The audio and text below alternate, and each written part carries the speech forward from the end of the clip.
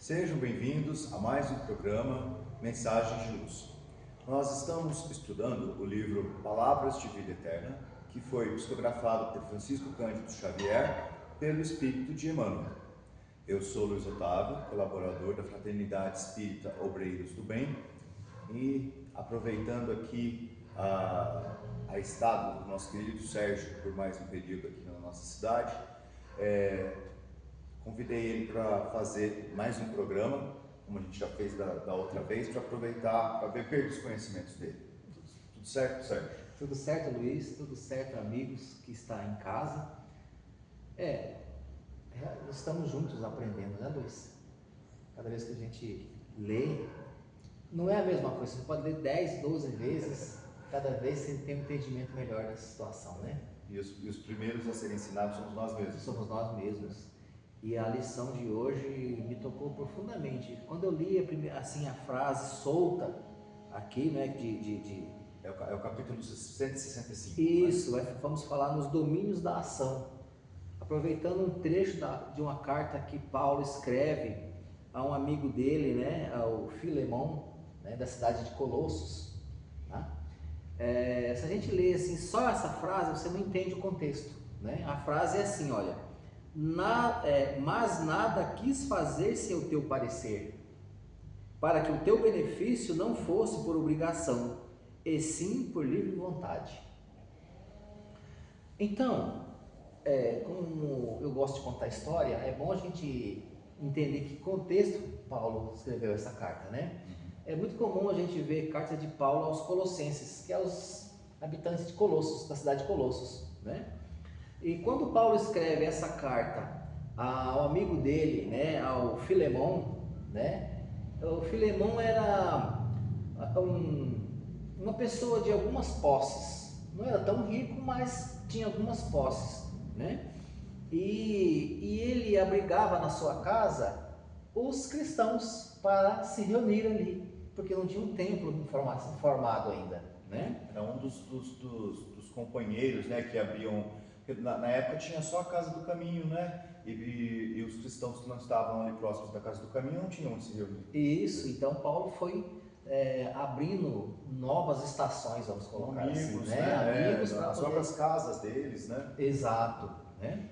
Então, o que acontece? Por que o Paulo manda essa carta para o Filemão? Porque é bom lembrar que no século I da nossa era,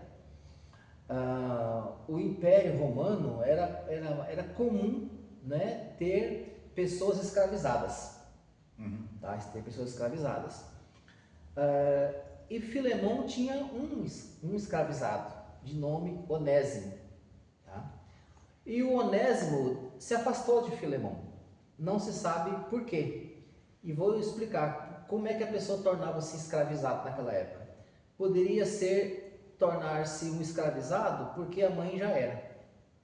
Podia tornar-se escravizado porque ele tinha uma dívida com aquela pessoa. Podia ser escravo de guerra. Podia ser um escravo de guerra, que era o mais comum, que tomavam as suas propriedades e tornavam a família toda escravizados. E os escravizados naquela época tinham várias funções, desde trabalho pesado nas minas, nas plantações, mas também tinha professores, tinha escultores, tinha médicos escravizados, que servia aquelas famílias. Todo aquele povo ali era escravizado, né? E como é que se ganhava a liberdade? Ele poderia comprar sua liberdade, ele poderia ser vendido, ou ele fugia, né? Ou ele ganhava liberdade, né? Ou o próprio senhor, o chamado senhor escravo dele, às vezes por gostar dele, o libertava, né? Libertava. Daquela escravatura. Né? Isso. E a gente não sabe por que é que o Onésimo se afastou, se ele fugiu ou o que aconteceu. Porque o Filemão, a quem essa carta foi dirigida, havia se convertido ao cristianismo. Portanto, poderia ter sido tocado no coração dele, não é verdade? O gesto de fraternidade. Se Cristo pega o amor, é totalmente contrário à escravatura. Exatamente. né? Então ele poderia ter libertado esse escravo, ou esse escravo ter fugido. O certo é que esse escravizado de nome Onésimo sentia-se devedor dele, sentia-se devedor. Só que quando ele foge, ele conhece Paulo, o Onésimo, e ele torna-se um cristão, e ele tem vontade de voltar a viver com Filemão, sabe? E aí então Paulo escreve para ele assim: olha, eu estou aqui te dizendo para você, Filemão, receba de volta o Onésimo, mas agora não na condição de escravizado, mas na condição de um irmão. Olha a diferença, né? Aceite. Para que ele faça as coisas espontaneamente, né? Para que o escravo não é mais escravo, não passe a fazer por dever, mas por querer. Por querer. E que ele agora é um cooperador dele naquela grande obra que eles dois têm adiante. Então, o Onésimo não voltou antes porque tinha medo. Porque ele tinha medo de ser punido, porque quem fugia e fosse pego tinha punição severa. Então o Paulo apela para o coração generoso do amigo lá e fala: olha, não é por mim que eu estou te pedindo, sabe? Considera que você vai receber esse irmão que até há pouco era um escravizado teu, que você quer fazer isso porque você mudou seu coração, porque agora você ama, entendeu? Então aceite ele como um irmão em Cristo, um cooperador. É nesse contexto que ele escreve a carta. Agora, que relação tem isso com o que Emmanuel fala, né? Porque o Emmanuel diz assim, né? Ele começa dizendo que a gente temos várias dificuldades, algumas virtudes, mas muitos defeitos, né? Entre eles, por exemplo, o orgulho, a vaidade, né? A soberba, o ufanismo. Quando ele fala, por exemplo, a gente tem um orgulho de ter as coisas, né? De possuir, né? Mas esquece que tudo isso são meios que Deus nos proporciona para obter aquilo, e que nós somos administradores daquilo, meros depositários. Isso, né? Outra vez ele fala, embaixo ele fala: às vezes você fica envaidecido com a sua cultura intelectual, né? Mas você se esquece que você é portador de uma inteligência que Deus te concedeu. Então, veja, seria mais ou menos como você ter uma biblioteca cheia de livros, mas na escuridão. O que adianta? Você vai conseguir ler se você não tiver a luz, não é? Que chega para você poder, né, absorver tudo ali, né? Então ele fala: não se envaideça, porque não bata no peito dizendo que isso eu consegui por meus méritos. Ninguém está tirando isso de você, mas esquece que não foi só por você. Alguém cooperou para que você tivesse esse conhecimento. Essa é a mensagem, né? Emmanuel deixou muito claro que essa conquista de diversas virtudes tem o mérito nosso, tem Sim. o nosso mérito, e que esse mérito tem que ser valorizado. Sim. Mas não é só isso. Não é só isso. E as virtudes não vêm apenas pelo nosso mérito, tem o concurso, né? Tem muita gente envolvida para que você chegar na posição que você está. Olha você é um bem-sucedido, né, estudante, você teve um curso superior, não é? Teve trabalho numa grande empresa, mas para você chegar até ali, quantas pessoas te ajudaram para você chegar nesse ponto? O próprio seio familiar, né? Começa por aí, não é verdade? Então ele fala, pensa bem, né? Porque mas ele sempre se refere mais a Jesus, né? Mais a Jesus como construtor do planeta, como assim, governador mesmo de todos os espíritos exatamente. Aqui, o quanto que ele concorre para que a gente tenha nossas virtudes. Porque não tem nada nesse planeta que não tenha os olhos de Jesus, né? E o seu trabalho, a sua dedicação, ele quem organizou tudo, preparou para que a gente estivesse aqui.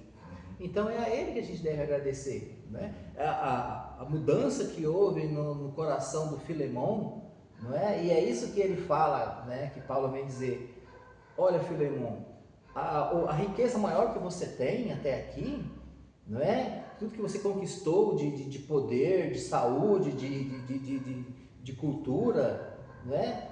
Tudo isso é ótimo, mas o mais importante é que você adquiriu agora, que você aprendeu a amar, você aprendeu a ser fraterno. E aí, por isso que ele fala, sabendo que ele tem essas qualidades que ele já desenvolveu dentro dele, ele pede, aceite esse irmão, né? E é isso que Kardec fala aqui, né? A gente pode se Emmanuel, né? Emmanuel fala pra gente nunca se esquecer de que tudo que nós temos, do que nós somos, não é por graça e bondade de Deus. E eu acho também que tem uma certa... A gente pode entender no seguinte sentido, que depois que nós aprendemos a conviver com Cristo, que é o ideal, o fantástico, é que nós possamos ter o nosso livre-arbítrio com amor.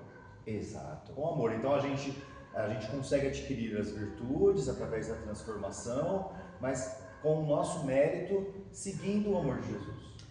Esse é o grande ensinamento de Jesus, né? Que nós nos libertemos, que a gente seja pessoas libertas de tantas coisas que a gente tem hoje, né? Que a gente é prisioneiro, né? Não somos? Dos vícios, das paixões. Ainda. Tudo isso, né? E o Espiritismo vem justamente corroborar isso, né? O Espiritismo ensina a gente a ser autônomo. O que significa ser autônomo? É que eu possa caminhar com as minhas próprias pernas. Então nós só estamos dando sequência naquilo que Cristo nos ensinou. Seja autônomo, ganhe a liberdade, né? Para que você seja feliz, né? O Cristo, quando chega ali naquele meio, né? Em que Roma toma conta de tudo, ele não institui leis para punir os romanos. O que ele faz? Não, ele fala para dar a César o que é de César. César o que é de César, né? E tenta chegar no coração deles, para que eles compreendam o que significa liberdade e aí dá liberdade para os outros, né? Isso não é maravilhoso? Né? Isso é maravilhoso. Se você quer que eu leia o final aqui? Quero, é o último parágrafo, né? Eu acho que você trouxe uma abordagem bem profunda para essas palavras de Emmanuel, né? Para a palavra de Paulo, principalmente, que foi muito além do texto. Exato. Ele fala aqui, olha, rejubila-te com tudo isso que você tem. Fique feliz, fique feliz com isso, né? Pois com as possibilidades de auxiliar, de instruir, determinar e agir, mas consoante o ensino do apóstolo, não ouvides, quer dizer, não esqueça, tá? Que a bondade do Senhor vige nos alicerces de tudo que tens e retens, a fim de que te consagres ao serviço dos semelhantes, na edificação do mundo melhor, não como quem assim procede através de constrangimento, mas de livre vontade. Sim. Então, ele falou, olha, o Paulo disse, não se sinta constrangido porque eu estou te pedindo para você fazer isso. Não faça por obrigação. Faça de livre espontânea vontade, porque você já sabe que isso é importante. Né? E eu acho que a palavra perdoar, amar, aceitar a pessoa como ela é. E acho que a palavra bem forte que ficou nesse último parágrafo foi que alicerce, né? Que o Cristo é o alicerce. Então, e sem o alicerce, nós simplesmente desmoronamos. Então, sigamos firmes, Sérgio, com esse alicerce do amor do nosso Mestre, para que consigamos fazer escolhas felizes, conscientes, felizes e sejamos libertos, né? Obrigado a todos. Obrigado, Luiz. Muito obrigado por ter comparecido. Tenho certeza que você ainda vai voltar aqui e vai nos brindar com o seu conhecimento. Com toda certeza. Obrigado a vocês todos. Até o próximo programa.